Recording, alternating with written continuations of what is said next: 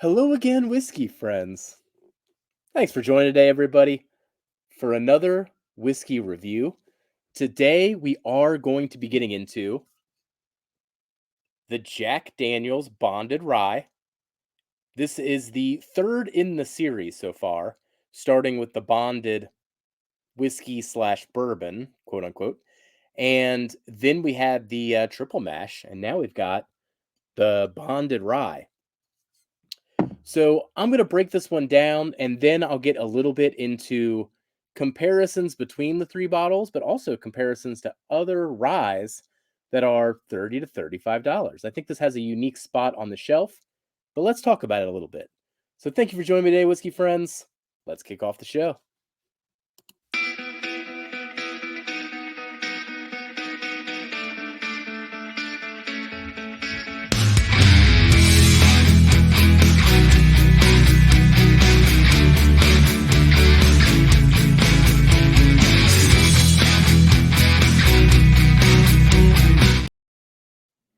All right, I'm going to pour today's tasting into a Scotch Test Dummies Glen. I love this Glen so much, back with that Gladiator Glen. Ah, the OGs. So, with this Jack Daniels Bonded Rye, this is coming out of Tennessee, of course, bottled in bond, which means 100 proof. Uniquely crafted rye grain mash bill, delivers a bold and complex flavor. Now, if you've been on the channel before, I am a big fan of Jack Daniels Rye, particularly when it comes to that heritage release from just a few years ago. That really put it on the map for me. And then the single barrel proofs that have been coming out. My first one was a dud, but I've been getting samples and I got my hands on a much better bottle than that. So going into this Jack Daniels Bonded Rye, this is more of an entry level proof for the product, sitting there around $30 to $35 for a 700 milliliter bottle, just like the Jack Daniels Triple Mash and just like the Jack Daniels Bonded Whiskey. This essentially is the three now. They got a trilogy of products. I do wonder if they're going to come out with an American single malt along the same veins in this bottle.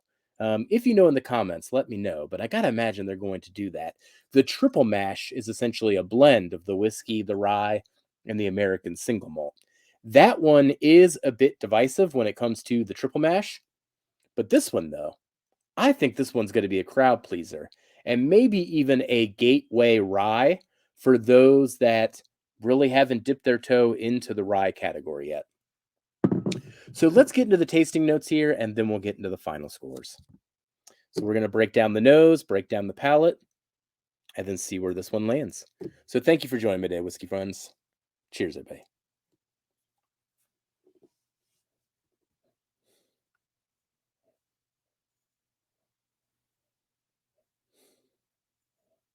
Now, I will say on the nose, I've approached this one a few times now. It really does lack depth, but what it has going on is pretty good. You're essentially getting a lot of classic Jack Daniels flavors that you would from the whiskey. There's a whole lot of banana nut bread going on, but then come in with the rye part of it. I would describe it more of a eucalyptus coming through alongside of that banana nut bread, and then there's cinnamon, a wee bit of cinnamon all over it as well.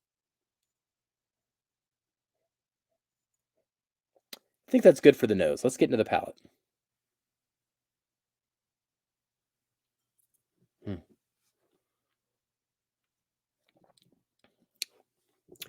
It's bottled in bond, which means it has been watered down, and we know the barrel strength on these is 130 plus proof. So they had to put a lot of water into this to get it down to 100 proof, I would imagine, if I've got my sense of the process right. But if I zoom in on the glass there, you can see how oily it is, and you can feel that on the mouthfeel. It actually has a very good mouthfeel, considering how much it was probably proofed down to get to 100 proof. The flavors up front are mostly sweet with a lot of spices. So you get this nice sweetness when it initially coats the palate. And then I would describe the initial flavors as essentially a combination of brown sugar, brown butter, and cinnamon. So once again, just kind of that breakfast in the morning, kind of a sweetness going on, burning that brown butter in a pan. All right, let's get into mid palate.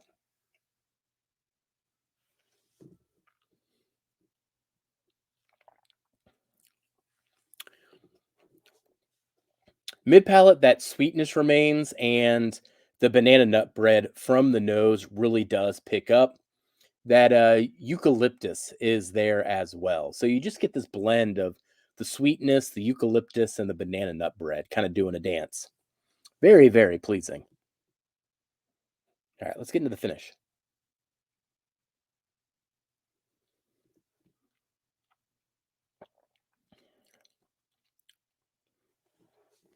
And the finish essentially just is a continuation of all of those flavors. That sweetness remains, the banana nut bread remains, the eucalyptus remains. There's a nice, essentially, a vanilla that comes through. And then right at the tail end of the finish, you essentially get hit with the rye. This is where I feel it the most, is about right now. In the experience, the rye starts coming through more and more aggressively than just being kind of that inviting eucalyptus. The rye spice part of it really starts coming through. So the spiciness just dials up. And then that oiliness, too. I mean, it just tingles the throat all the way down. So that's the part of the experience that really gets you into knowing that you drank a rye. I do wonder though if this is a good gateway rye for people. If you've been reluctant to get in ryes, or you've gotten into a lot of 95.5 rye from MGP or Source MGP before, I'd give this one a shot just to see again. Give that rye category a shot. I think this one's a good gateway. All right, one more sip to see if I find anything else.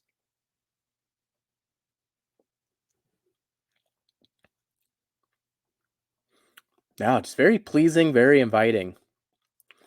Very good pour, especially for the money. Let's get into the scores here.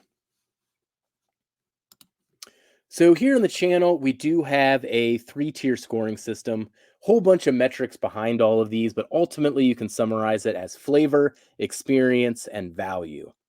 Flavor is just how much you enjoy it each step of the way. Experience is a more technical score, going into the depth of the flavors, the mouthfeel, the length of the finish. And then value is, how happy I was with the experience considering the price that was paid. So on flavor, it just doesn't have a whole lot of depth. I think it's really, really good, but it kind of split between sevens and eights on the flavors. That's why it ended up right at a 75. Uh, the nose is just okay. Front of the palate doesn't give a lot, but once you get to mid palate, once you get to the finish, that's when the flavors really come in. Experience, it did really well considering, it gets those points for that mouth feel, and it gets some points for a good long finish, but it does lack the complexity, so that brings it down a notch. And then value for $30 to $35. What a great rye. It's actually hard to think about what other ryes are on the shelf for this price, um, that I would recommend over this. The one that immediately does come to mind is the Old Forester rye. That one I would recommend over this one, but this comes up pretty high in the pecking order right after that. So ultimately, it ends up with a total score of a 78 out of 100. Very, very good pour, especially considering the price. So I do recommend this one to nearly everybody. I think this is a good one to try, especially if you've been getting into the Jack Daniels uh, Bonded series here, essentially. I would definitely check out the rye. I actually think this might be my favorite of the trio right now. I think I would take this over the triple mash, which I like. I know that one's divisive. Um, and then the bourbon's good, but I don't know. This one just sticks out to me. I think it's the combination of the mouthfeel, the fact that it's a rye, the fact that it's so inviting, it's so comforting. It's just a really good rye. So do I plan to buy another? I think so. I think next to the Old Forester rye as mentioned, I think this is going to be a staple on my bar, particularly for guests, mixed drink purposes. I bet you this is going to make one heck of a cocktail. So that breaks down the Jack Daniels Bonded Rye. If you have tried this pour, let me know what you think of it in the comments. Do you agree with the score?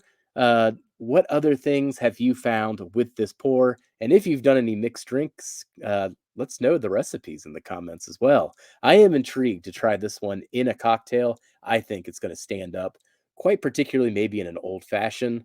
That sounds really good right now. I might go make that. So thank you for joining me today, whiskey friends. I'll catch you on the next whiskey review. Goodbye, everybody. Jeff, just be friends with me. But you have these whiskey friends, and you say hello again. Oh, Jeffrey, you should just be friends with me.